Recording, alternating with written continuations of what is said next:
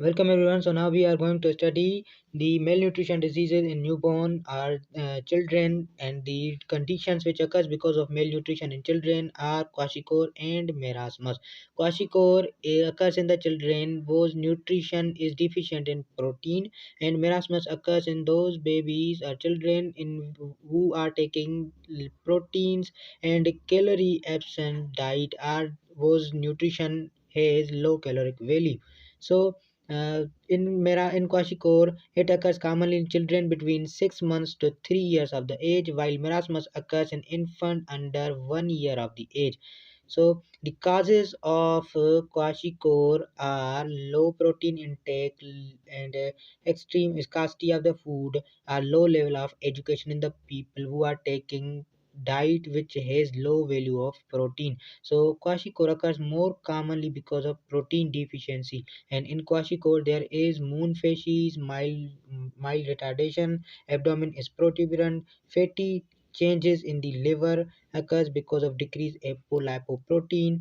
Synthesis of apolipoprotein will be decreased, that's why decreased fatty liver changes will happen. Skin lesions will be there. Edema is the most important and prominent change occur in the patient, in the babies who are developing uh, kwashiorkor. Edema is the prominent and important feature, and clinical picture in these children will be swollen abdomen, protuberant abdomen. While in marasmus, what happens? The causes of marasmus are history of decrease or absent breastfeeding. Those babies who are not given breastfeeding and feeding diluted milk are taking external feed, taking milk of animals and not the milk of mother. Delayed in introducing solid food and diet. Clinical feature of uh, marasmus will be old man appearance, severe retardation, abdomen is shrunken with muscle wasting. Clinical picture of these picture babies will be old man looks will be old man. Marasmus occurs because of muscle wasting, and there will be skeleton like appearance of the baby. While kwashiorkor, there is edema which is more prominent. Malnutrition will be there, anemia, fatty changes in the liver with skin lesions, and hyperpigmentation in the skin are more prominent points which can happen in kwashiorkor. Now the management of malnutrition. How can we manage the babies or the children of malnutrition? For the management, first of all, we have to counsel and educate the parents about health and nutrition for the children or the babies. We should counsel the parents about nutritious value of the diet. Having healthier food and a more balanced diet should be introduced for the babies. Eating fortified food which contains extra nutrients, means protein as well as other macro and micronutrients. Snacking between meals, having drinks that contains lots of calories should be given. Care for the common illness like diarrhea and pneumonia should be taken, because diarrhea can create the condition in which a lot of water and nutrition, a lot of water and minerals are lost from the body, and baby can develop malnutrition. Micronutrient supplements should be given like iron, vitamins, zinc, folate, and other essential minerals. Growth monitoring and a prompt safety should be adopted for the babies. So, the other managements for severe malnutrition are: in acute phase, there should be management of life-threatening condition. In malnutrition, hypoglycemia occurs, infections, hypothermia, and dehydration with electrolyte imbalance and micronutrient deficiency can occur in the children. So we should manage these dreadful conditions. For hypoglycemia management, we should prevent hypoglycemia by giving breastfeed to the baby and giving glucose and sucrose to the babies. For infection management, antibiotics should be given. Children should be prevented. Hypoglycemia, hypothermia, and skin infection should be prevented with appropriate antibiotics. For hypothermia management, we have to rewarm the baby if temperature is below 35 centigrade with clothing and warmers. For dehydration, a baby should be given with the given should be given ORS and oral rehydrating substances through IV therapy. For electrolyte imbalance, a baby should be given high sodium, extra potassium, and extra magnesium in order to prevent changes in electrolyte and prevent. We can also prevent seizures because of electrolyte balance and management. For micronutrient deficiency, oral iron should be given, and vitamin, folic acid, zinc supplementations should be given to the children. So in this way we can manage these dreadful conditions which can take place because of malnutrition. Nutritional rehabilitation phase should be monitored, and a baby should be prevented weight loss, and a micronutrient deficiency should be prevented. A mother is trained to continue care at home, and a mother should also encourage to give breastfeed to the baby. So in this way we can manage the baby of malnutrition and save the life of baby. So another disease which can occur in neonatology is birth asphyxia. It is also known as perinatal asphyxia or neonatal asphyxia. Birth asphyxia or perinatal or neonatal asphyxia is a term or a condition in which asphyxia or strangulated or decreased oxygen supply to the baby occurs because of certain factors which can create problems for the baby. Asphyxia means lack of oxygen and blood flow to the brain. And what happens when blood flow or oxygen is decreased? Then anaerobic respiration starts, and anaerobic respiration creates lactic acid. Lactic acid can create acidic condition and damage the brain of a baby, and then hypoxic ischemic encephalopathy can develop, which is more dangerous than birth asphyxia. So asphyxia means decreased supply of oxygen occurs at the time of birth. That condition is known as birth asphyxia, and there are certain risk factors for this condition. Maternal risk factor, placental and fetal risk factors are there. Maternal risk factors include increase or decrease maternal age. If mother's age is less or it is more than 40 or 35, then there are more chances for birth asphyxia. Hypertensive mother, eclampsia mother, and preeclampsia mother can develop this condition.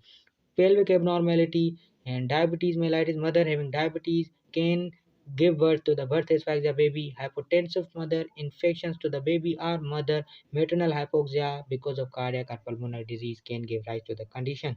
And placental causes are prolonged rupture of a membrane. Placental insufficiency can create the birth asphyxia and problems for the baby. And fetal problems are cord prolapse, compression, abnormal life presentation, premature baby, anemia of the baby, infections to the baby, and hypoxia because of pulmonary or any cardiac problem in the baby. So in this way, birth asphyxia can occur. So the first and important assessment for birth asphyxia will be Apgar score in the baby. Apgar score is an examinatory or evaluatory examination which is performed for looking at the condition of the baby. Apgar score include appearance, pulse, grimace, activity, and respiration. These five parameters are included in Apgar. Okay, welcome everyone. So now we will be looking at the management for birth asphyxia or hypoxic ischemic encephalopathy. So the treatment of birth asphyxia will be, first of all, we will have to give protocol for the baby like airway, breathe, circulation, and drug. Primary survey should be maintained for the baby. Airway established by suction and removing the residual content in the nose and mouth in order to establish breathe, and oxygen inhalation should be given. And then circulation is established by volume expanders, and normal saline and chest compression should also be performed. In drug, we will have to give epinephrine as cardiostimulant and sodium bicarbonate with phenobarbital to prevent convulsions. Welcome everyone. So the another topic for infection neonatology is meconium aspiration syndrome. And another is transient tachycardia of newborn. Meconium aspiration syndrome. It is a condition in which meconium or first stool is a maternal and fetal in origin, and when that content is aspirated, then Acute respiratory disorder occurs because of aspiration of meconium and it dislodges into airway of the fetus.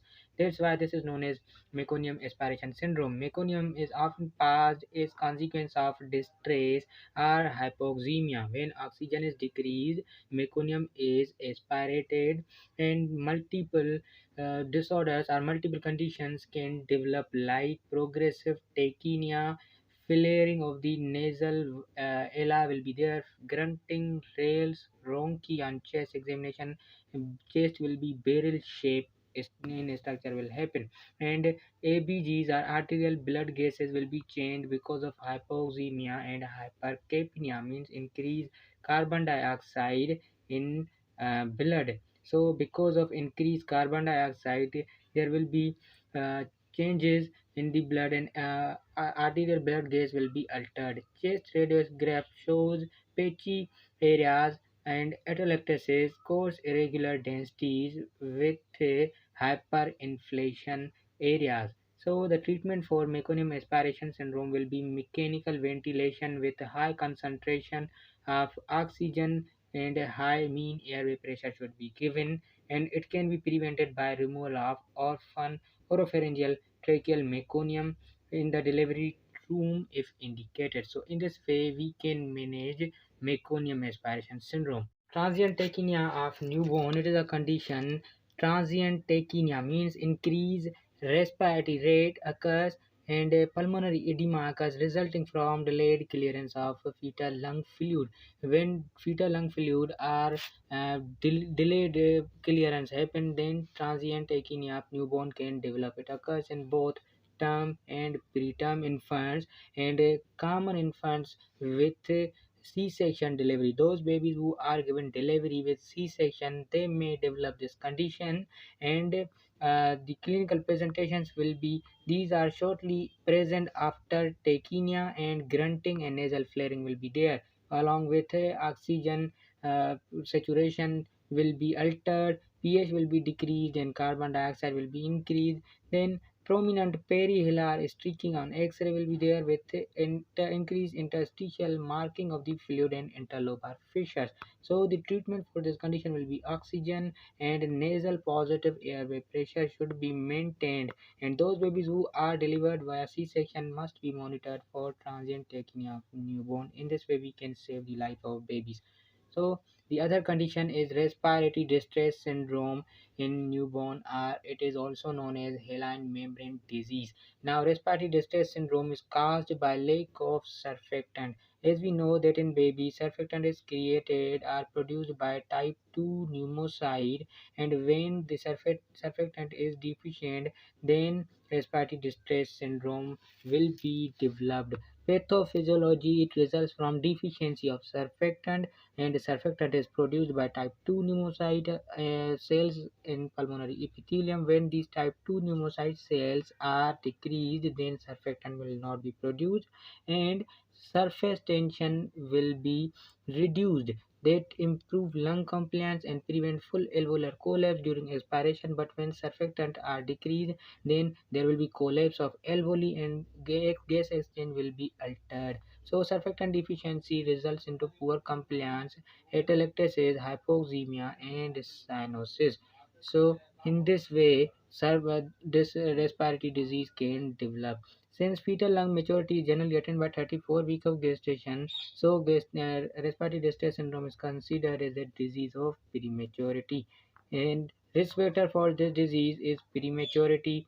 Those babies who are given birth before 37 weeks, multiple pregnancy, multiple mother with previous preterm respiratory distress syndrome infant, mother with diabetes mellitus, neonatal hypothermia, and neonatal asphyxia can give rise to the respiratory distress syndrome of newborn. Clinical features of this condition are tachypnea, excess of respiratory rest will be there, chest indrawing, chest wall retraction, grunting, expiratory nasal flaring, and cyanosis will be there for respiratory distress syndrome of the newborn. So these are clinical features of respiratory distress syndrome of newborn. Diagnosis of this condition will be period to birth. The diagnosis will be by lecithin to sphingomyelin ratio which is less than 2 ratio 1. Our chest X-ray can also helpful diagnostic point, and atelectasis is ground glass appearance will be there in air bronchogram. And the management for this condition will be supplemental oxygen and a positive airway pressure maintenance, maintain ventilation of the baby, and give exogenous surfactant for curative purpose. So in this way we can manage this disease and manage the patient. Okay, welcome everyone. So the another topic is necrotizing enterocolitis. Necrotizing enterocolitis occurs when intestinal tissues become damaged. Necrotizing means death. Enterocolitis means GIT and colon or intestine. When death of colon or colonic cells occurs, then necrotizing enterocolitis develops. It is most common surgical condition in neonates and often occurs in preterm. Preterm means those babies whose development or whose delivery is before 37 week of gestation has taken place. They can develop necrotizing enterocolitis. Clinical feature for this condition: abdomen will be distended because loss of cell function will lead to a peristalsis. No peristaltic movement will develop and necrotizing enterocolitis will be developed. Blood in stool and metabolic acidosis, lack of energy with vomiting occurs. So in necrotizing enterocolitis, these clinical features take place, and diagnostic point will be X-ray abdomen. X-ray abdomen will show abdominal will be distended with multiple air fluid level and thickened bowel wall with pneumatosis intestinalis. Pneumatosis intestinalis is a condition in which air in intestine is filled, so pneumatosis intestinal develop. Pneumoperitoneum suggestive of perforation of GIT. That's why air occurs in peritoneum cavity. So the management for this condition will be, first of all, give patient uh, keep patient on NPO, nothing per oral. Patient should not be fed by oral route because intestine is not working. Passage of NG tube is done only to aspirate stomach and content of the GIT. Give IV fluids and give IV antibiotics and treatment for thrombocytopenia, anemia, and DIC. Surgical management will be exploratory laparotomy, resection of necrotized bowel loop should be done. And this way we can manage the patient of necrotizing enterocolitis. So the complication for this disease will be intestinal obstruction, adhesion or structure can develop, nutritional deficiency, and cholestasis can develop. So this is a condition. This is the picture X-ray of necrotizing enterocolitis. As you can see, pneumatosis intestinal means multiple air fluid level in the abdomen X-ray of the baby. So this is necrotizing enterocolitis.